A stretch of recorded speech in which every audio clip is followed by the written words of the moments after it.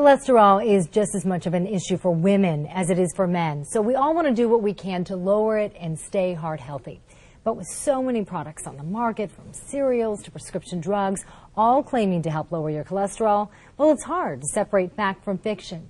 Now we have some good news about bad cholesterol. So we've invited cardiologist and lipid expert Dr. Stephen Cohen here to give us a whole story about a safe, natural approach to lowering our cholesterol. Dr. Cohen, thanks so much for joining us here on Better Living. It's a pleasure. Thank you so much for having me. It's our pleasure. You have a real passion when it comes to heart disease.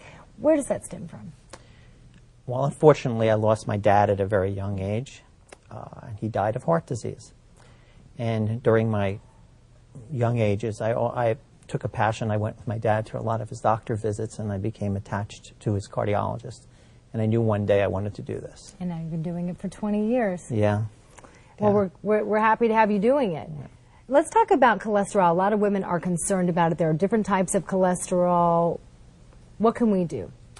Well, women are specifically prone to heart disease, and a lot of it has to do with education. For example, most women think that the #1 cause of death in this country is breast cancer. Right. Because breast cancer has got a lot of publicity. Unfortunately, it's not. It's heart disease, and strokes and heart attacks play a major role for women. But there are also different types of cholesterol. How does that play a factor into heart disease?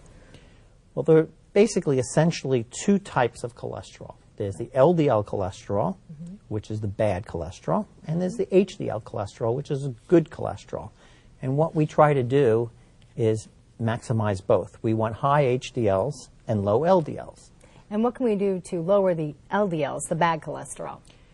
The first thing we try to do is to concentrate on lifestyle modification, and that includes exercise and diet and education. Once you get beyond that, we move on to what could we take to actually lower the LDL. Lately, we've been hearing a lot about plant sterols and stanols lowering our cholesterol. What exactly are those? This is a plant derivative, a natural product that patients ingest. It goes into your intestine, and when you eat foods that are rich in cholesterol, it binds the cholesterol in the intestine and eliminates it. So it actually prevents the LDL cholesterol from being absorbed from the intestine. And what that means is it prevents the cholesterol from being absorbed in the bloodstream. Wow.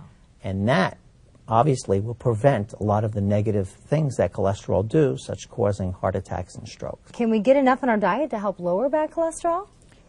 We usually recommend 2 grams a day.